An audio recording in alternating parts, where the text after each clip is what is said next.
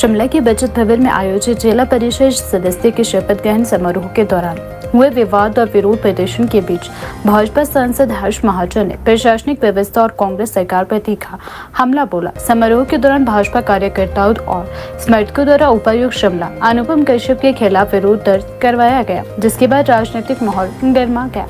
भाजपा समर्थकों का आरोप था कि शपथ ग्रहण समारोह में शामिल होने पहुंचे जिला परिषद सदस्य के परिजनों, समर्थकों तथा मीडिया प्रतिनिधियों को कार्यक्रम स्थल में प्रवेश नहीं दिया गया। ऐसे मुद्दे को लेकर बचत भवन परिसर के बाहर भाजपा कार्यकर्ताओं ने विरोध प्रदर्शन और प्रशासन की कार्यप्रणाली पर सवाल खड़े कर दिए। इस दौरान मीडिया से बातचीत करते हुए सांसद हर्ष महाजन ने कहा कि उन्होंने अपने लंबे राजनीतिक जीवन में इस प्रकार की घटना पहली बार देखी है। उन्होंने कहा कि लोकतांत्रिक व्यवस्था में जनप्रतिनिधियों के शपथ ग्रहण समारोह जनता और लोकतंत्र का उत्सव होते हैं, लेकिन जिस प्रकार से लोगों और मीडिया को कार्यक्रम से दूर रखा गया वह बेहद दुर्भाग्यपूर्ण है। उन्होंने कहा कि जिला परिषद सदस्य जनता के वोटों से चुनकर आते हैं और उनके शपथ ग्रहण समारोह में उनके परिवारजनों, समर्थकों और मीडिया की उपस्थिति स्वाभाविक है।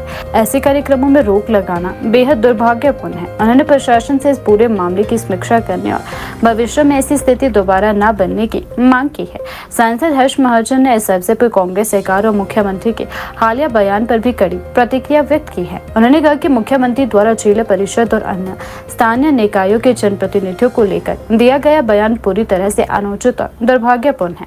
उन्होंने कहा कि लोकतंत्र में जनता द्वारा चुना गया प्रत्येक प्रतिनिधि सम्मान का पात्र होता है और किसी भी जनप्रतिनिधि की गरिमा को कम करके आंकना लोकतांत्रिक मूल्य के खिलाफ है। महाजन ने कहा कि हाल ही में पंचायती राज और स्थानीय निकाय चुनावों में प्रदेश की जनता ने अपना स्पष्ट जनादेश दे दिया है।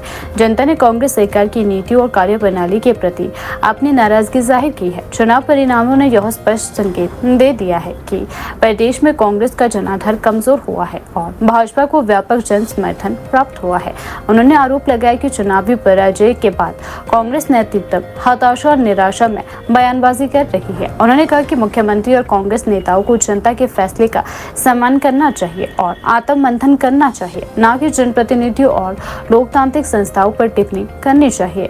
2000 से अभी तक मैं खुद शपथ ग्रहण चाहे कांग्रेस का था चाहे बीजेपी का था कराता है। ये पहली दफा है कि जो ना उनके घर वाले अलाउड हुए, ना मीडिया वाले अलाउड हुए, ना उनके सपोर्टर अलाउड हुए। नहीं तो हॉल खचाखच भरा होता था, है ना। अब बीडीसी के हो रहे हैं, कई जगह सारे अलाउ कर रहे हैं।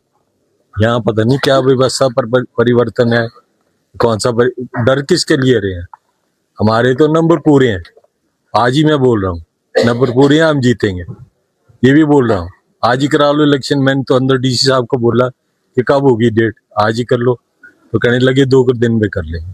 अगर कर लेंगे तो ठीक है। इनका पंचायती राज सिस्टम में इनका कोई विश्वास ही नहीं है।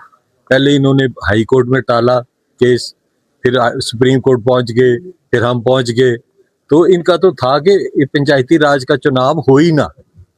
और देखो ना सीएम ने कल क्या स्टेटमेंट दी है, दुर्भाग्यपूर्ण है कि इनका 1 दिन का होता है, उसके बाद तो कोई पूछता नहीं इनको। यार सीएम स्टेट का ये बोल रहा है, इतने तो कम से कम एक पंचायती राज सिस्टम जो जमीन से जुड़ा हुआ है, लाखों लोग वोट करते हैं, हिमाचल की सारी जनता वोट करती है, और आपके उनके प्रतिनिधियों को ऐसे बोल रहे हैं, बड़ा दुर्भाग्यपूर्ण है। मैं कहता हूँ एक ट्रेलर तो मिल गया, सेमीफाइनल भी हो गया, इनका अब बट्ठा गोल है, इनका फ्लैट हो गया हुआ। कोई अंधा ही होगा जो इनके साथ चलेगा, नहीं तो दुनिया को सारे को नजर आ गया कि हिमाचल में क्या हाल है। तो इसलिए ये बड़ा दुर्भाग्यपूर्ण है। आज का वारदात डीसी साहब ने जो किया वो गलत किया, ऐसे नहीं अलाउ करना चाहिए था।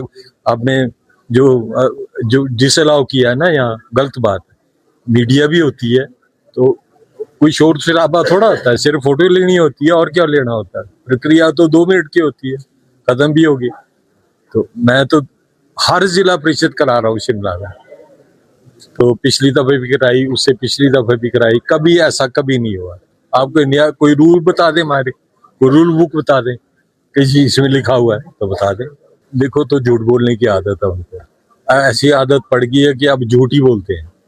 और जो परिणाम है यहाँ से लेके किसी भी डिस्ट्रिक्ट की बात कर लो, और भाजपा के पक्ष में आप हमीरपुर में देख लिया आपने, एक ही सीट आई ना, 15 आई कांग्रेस की।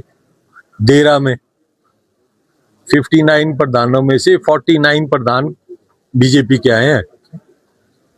23 बीडीसी से 20 बीडीसी बीजेपी के आए हैं। और इसी तरह जिला परिषद में इनकी कोई सीट नहीं आई। एक दवाला जी के भतीजे जीते, एक बीजेपी का जीता और एक इंडिपेंडेंट। इनका कहाँ ये कैंडिडेट? तो ये तो सीएम और सीएम की वाइफ के गृह जिले की बात है, तो दूर क्या जाना।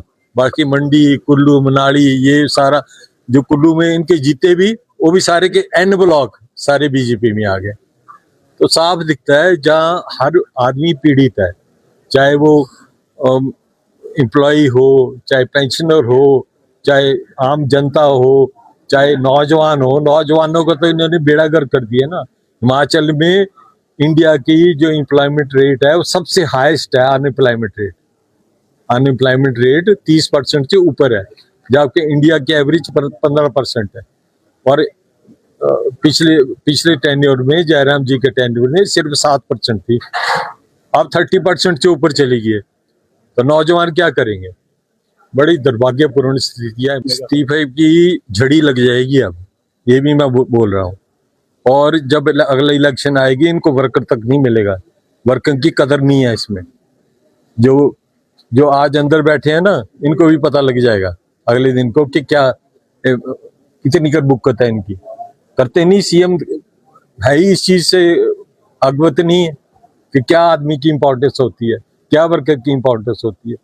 इधर से जाओ तो पीछे से भाग जाते हैं, उधर से जाओ तो नीचे को भाग जाते हैं, कोई पता नहीं लगता क्या है का। मीडिया इंटरेक्शन कितनी दफा हुआ, कोई सवाल पूछना हो क्या हुआ। तो बड़ी दुर्भाग्यपूर्ण स्थिति है हिमाचल में 1 साल बाद बीजेपी की सरकार बनेगी और प्रचंड बहुमत से बनेगी।